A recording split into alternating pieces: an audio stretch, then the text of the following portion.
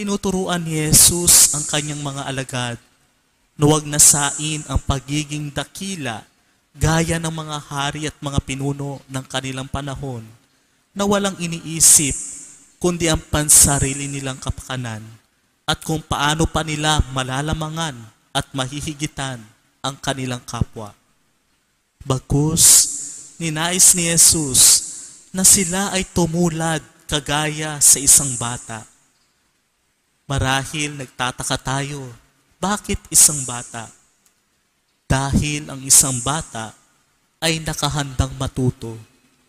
Matutong makinig, matutong sumunod, matutong magpakumbaba, at higit sa lahat, matutong maglingkod. Hindi ba't kapag matanda na tayo, napakatigas ng ating mga ulo, parang hindi na natin kayang baliin ang mga bagay na nakasanayan na natin, lalo na't kung ang mga ito ay hindi nakapagbibigay ng kabutihan sa ating kapwa. Pero sinasabi ni Jesus na hindi pa huli ang lahat.